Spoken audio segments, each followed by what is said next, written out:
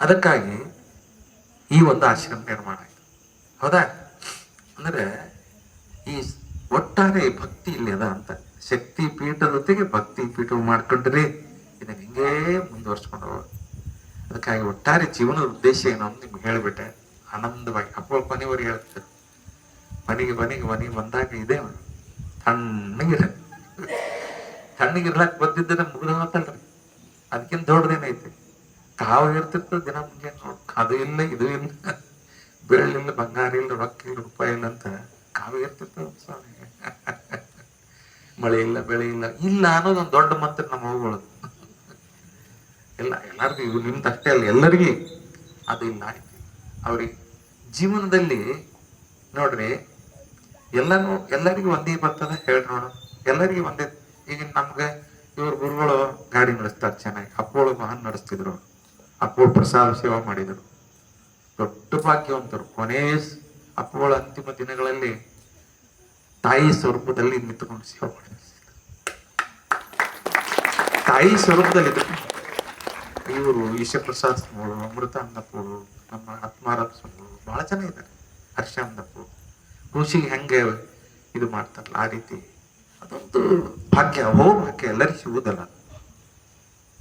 ಮತ್ ನಿಮ್ಗೆ ಏನ್ ಸಿಗ್ತಿರೋದಾದ್ರೆ ಬಿಳಿ ಹಳೆ ಖಾರ ಮಾಡ್ಕೋತ ಬರೀ ಬಿಳಿ ಹಳೆಯನ್ನ ಚಲೋ ಬೆಳ್ಳಗಿದ್ದ ಹಳೆಯನ್ನ ಕಪ್ ಮಾಡಿ ಒಂದ್ 4 ಅಪ್ಪ ಅವರ ಆಶೀರ್ವಾದ, ಒಂದು 60-70 ಸಣ್ಣ ಸಣ್ಣ ಪುಸ್ತಕಗಳನ್ನು ರಚಿಸುವಂತ. ನನಗೇನು ವೈದ್ಯನಿದ್ದೆ ಮುಂಚೆ, ಆಯುರ್ವೇದ ವೈದ್ಯರು, ಏನೂ ಗೊತ್ತಿರ್ಲಿಲ್ಲ. ಅಪ್ಪಗಳ ಆಶೀರ್ವಾದ, ಅವರು 70-80 ಪುಸ್ತಕಗಳನ್ನು ನಾನು ರಚಿಸಲಿದ್ದು ಎದರಿಂದ ಅಂದ್ರೆ ಅಪ್ಪಗಳ ಕೃಪಾ. ನಂದೇನು ಇಲ್ಲ ಅದರಲ್ಲಿ. 70-80 ಪುಸ್ತಕಗಳು ಬರೀರಿ ನೀವು ಅಂದ್ರೆ ಒಂದ್ಸಲ ಸುಮ್ ಬರಿದವರೆಲ್ಲ ತಾನೇ ಆಗ್ತದೆ. ಆಮೇಲೆ ನಮಗೂ ಒಂದು ಸಂತೋಷ. ಅದರಲ್ಲಿ ಒಂದು ಪೂಜೆ, ಅದನ್ನೇ ಪೂಜೆ ಅಂತ ತಿಳ್ಕೊಂಡು ಭಾವಿಸಿದೆ ನಾನು. ಪೂಜೆನೂ 10 ನಿಮಿಷ 15 ನಿಮಿಷ ಅಷ್ಟೇ ಮಾಡ್ತಿದ್ದೆ. ಆ ರಚನೆಯನ್ನೇ, ಸಾಹಿತ್ಯ ರಚನೆ ನನಗೊಂದು ಪೂಜೆ ಆಯ್ತು, ಶಾರದಾ ಪೂಜೆ ಆಯ್ತು. ನಿಮ್ಮಂಥವ್ರು ಓದಿದಿರಿ, ನೀವು ಓದಿದಿರಂತ ನಾವು ಬರ್ದೆ ಇಲ್ಲಿಗೆ ಯಾಕೆ ಬರೀತಿದ್ದೆ. ಎಷ್ಟೆಷ್ಟು ಪುಸ್ತಕ ಪ್ರಕಟ ಆಗ್ತಿದ್ದು ಅಷ್ಟೆಲ್ಲ ಹೆಂಗ್ರ ಚುರುಮುರಿ ಹೋದಾಗ ಚುರುಮುರಿ ಅಷ್ಟು ಬೇಗ ಹೋಗ್ಬಿಡು. ಒಂದೊಂದು ಪುಸ್ತಕ ನಿಮ್ಗೆ ಹೇಳ್ತೀನಿ ಸಿಗಲಿಲ್ಲ. ಅప్పుడు ಇಲ್ಲೇ ಲಕ್ಷ್ಮೀಶ್ವರದಲ್ಲಿ ಅದೊಂದು ಪ್ರಯೋಗ ಮಾಡಿದೇವೆ. ಈ ಹೊಸ ಪ್ರಯೋಗ ಏನಂದ್ರೆ, ಈ ಅಪ್ಪೋಳ ಪ್ರವಚನದ ಪುಸ್ತಕ ಯಾವ ಊರಾಗ ಮಾಡ್ತಾರೆ ಅದೇ ಊರಾಗ ಬಿಡುಗಡೆ ಮಾಡಿಬಿಡು. ಆ ರೀತಿ ಅಂದಿಂದಂದ ಬರೋದು ಅಂದಿಂದಂದೇ ಅವ್ರನ್ನ ಕೃಷಿ ಕಳಿಸಿ ಕೊನೆಯ ದಿನ ಅಪ್ಪಗಳ ಪ್ರವಚನ ಲಕ್ಷ್ಮೀಶ್ವರದಲ್ಲಿ ಇತ್ತಲ್ಲ, ಅದೇ ದಿವಸ ಅಲ್ಲಿ ಬಿಡುಗಡೆ ಮಾಡಿಬಿಟ್ಟು, ಮಂಗಲ ದಿವಸನೇ ಪ್ರವಚನ, ಮಂಗಲ ದಿವಸ ಲಕ್ಷ್ಮೀಶ್ವರ ಪ್ರವಚನ ಅಲ್ಲೇ ಪುಸ್ತಕ ಬಿಡುಗಡೆ ಆಯ್ತು. ನಿಮಗೆ ಹೇಳೋದಂದ್ರೆ ಆಶ್ಚರ್ಯ, ಅವ್ರ ಪುಸ್ತಕ ಒಂದು 5,000 ಕಳಿಸಿದ್ರೇನೋ, ನಾನು ನೆನಪಿಲ್ಲ. 7-10 ಜನ, ಯಾರಿಗೆ ಸಿಗೋದು ಯಾರಿಗೆ ಸಿಗಲಿಲ್ಲ. ಅಂತ ಸಂದರ್ಭದಲ್ಲಿ ಅಲ್ಲಿ ಒಂದು ಬಿಸಿ ಊಟದ ಮನಿ ಇತ್ತು ನೋಡ್ರಿ, ಜನ ಓಡೋಡಿ ಬಂದು ಆ ಬಿಸಿ ಊಟ ಮನೇನ ಕೆಡಬಿಟ್ರು ಪುಸ್ತಕ. ಬಿಸಿ ಊಟ ಮನೇನ ಕೆಡಬಿಟ್ರೆ ಓಡ್ ನನಗ್ ಬೇಕು ನನಗೆ ಬೇಕು ಅಂದ್ರೆ ಅಪ್ಪಗಳ ಮೇಲೆ ಎಂತ ಶ್ರದ್ಧೆ. ಅವ್ರ ವಾಣಿ ಅಮೃತ ದೇವವಾಣಿ ಅದು. ಅದಕ್ಕಾಗಿ ಅಂಥ ದೇವರನ್ನ ನೀವು ಸೇವಾ ಮಾಡಿದಿರಿ, ನಿಮ್ಮ ಭಾಗ್ಯ ದೊಡ್ಡದು ಅಂತ ಹೇಳ್ತಾ ಈ ಸತ್ಸಂಗದ ಬಗ್ಗೆ ಒಂದು ಮಾತು ದೃಷ್ಟಾಂತ ಕೊಟ್ಟು ನಾನು ಪ್ರವಚನ ಮುಗಿಸ್ತೇನೆ. 8:30 ಮುಗಿಸೋ ಯೋಚನೆ ಇದೆ. ನೀವು ಬಂದಿರಿ 7:15 ಸತ್ಕಾರ ಇದೆಲ್ಲ ಆಯ್ತು. ಗುರುಗಳು 1-2 ಮಾತು ಆಶೀರ್ವಚನ ರೂಪದಲ್ಲಿ ಹೇಳ್ತಾರೆ ಕೊನೆಗೆ. ಈ ಸತ್ಸಂಗ ಬಹಳ ದೊಡ್ಡ, ಇದರ ಬೆಲೆ ಕಟ್ಲಿಕ್ಕ ನಮ್ಮ ಜೀವನದಲ್ಲಿ ಏನ್ ಮಾಡ್ಲಿ ಬೇಕಾದ್ದು ಮಾಡ್ಲಿ ಅದೆಲ್ಲವೂ ಸತ್ಸಂಗದಲ್ಲಿ ಕಳೆದು ನಾವೇನ್ ಮಾಡ್ಬೋದು. ಏನೇ ಮಾಡ್ಲಿ ಬದುಕಿನಲ್ಲಿ ಒಳ್ಳೆ, ನಾವು ಎಷ್ಟೆಲ್ಲ ಪಾಪ ಪರಿಹಾರ ಆಗ್ಬೇಕಾದ್ರೆ ಅದಕ್ಕೊಂದೇ ಸಜ್ಜನರ ಸಂಘವಾದ ಹೆಜ್ಜೇನು ಸವಿದಂತೆ. ಎಂತ ಮಾತ್ರ. ಈಗ ನಾವು ಬೆಂಕಿಯನ್ನ ತಿಳಿದು ಹಿಡಿಲಿ ತಿಳಿದೇ ಇಡ್ಲಿ ಅದು ಸುಡುದ. ಅದ್ರಲ್ಲಿ ನಾವು ಇಲ್ಲಿ ಸ್ವತಂತ್ರ ಶರಣರ ಸಂಘದಲ್ಲಿ ನಾವು ಸುಮ್ಮನೆ ತಿಳಿಲಿ ಬಿಡ್ಲಿ ಬಂದು ಕೂತ್ರೆ ಸಾಕು, ನಮ್ಮನ್ನು ಉದ್ಧಾರ ಮಾಡ್ತಾರೆ. ಸುಮ್ಮನೆ ಬಂದು ಬಸವಣ್ಣವರು ಶರಣರ ಬರುವುದೇ ನನಗೆ ಪ್ರಾಣ ಅಂತ ಒಟ್ಟು ಒಂದು ಕೊನೆಗೆ ಒಂದು ಮಾತನ್ನು ಹೇಳ್ತಾರೆ. ಕೂಡಲ ಸಂಗಮ ದೇವನರಿವಡೆ ಶರಣರ ಸಂಘ. ಪರಮಾತ್ಮನ ತಿಳ್ಕೊಬೇಕಾದ್ರೂ ನೀವೇನು ಮಾಡ್ಬೇಡ್ರಿ, ಶರಣರ ತಿಳ್ಕೊ. ಮತ್ತೆ ಇನ್ ಯಾರು ಶರಣರಿ ಹೇಳ್ರಿ? ಯಾರು ಶರಣರು ಅಂದ್ರೆ ಯಾರು ನಿಮ್ಗೆ ಗೊತ್ತ, ಹೇಳ್ಬೇಕಾಗಿಲ್ಲ. ಅದಕ್ಕೆ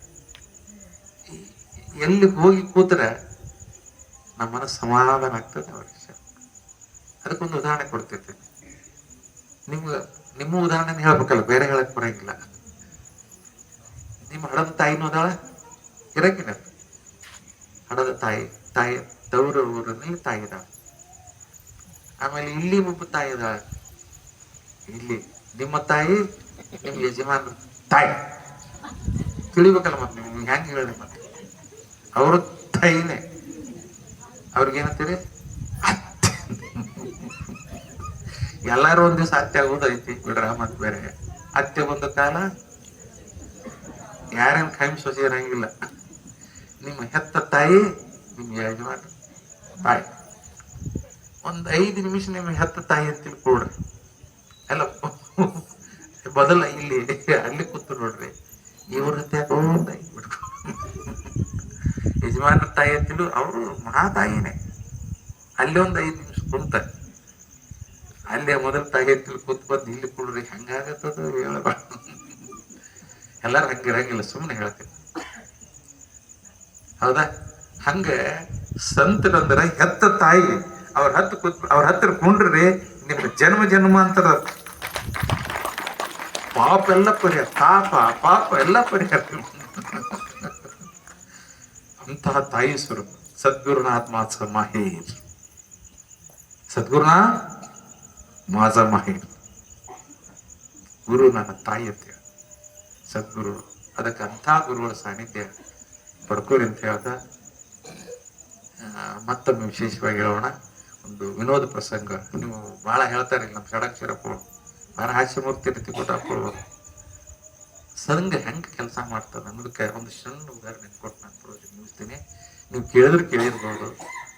ಒಂದ್ ದಿವಸ ಏನಾಗಿತ್ತು ರೀ, ಒಬ್ಬ ಮಜಾದ ಕೇಳಿ ನಮ್ಮ ಜದಾನ್ ಮಗ್ದುನವ್ರು ಬಂದಾರ. ಒಳ್ಳೆ ಅವರು ಪ್ರವಚನಕಾರರ, ಬಿರುಡಿಯಿಂದ ಎಲ್ಲ ಹಿರಿಯರು ಬಂದಾರ. ಮೊನ್ನೆ ಮುಗಿತೀವಲ್ಲ, ಅದಕ್ಕೆ ಅಲ್ಲಿಂದ ನಿಶಾಂದರ್ ಅವರು, ಭೀಮಣ್ಣ ಎಲ್ಲ ಬಂದಿದ್ದಾರೆ. ಅವ್ರಿಗೆ ಹೇಳಿದ ಕತೆ ನಿಮ್ಗೆ ಹೇಳ್ತೀನಿ. ಮತ್ತೆ ಏನ್ ಮಾಡ್ಲಿ, ಇರೋ 4-5 ಕತೆ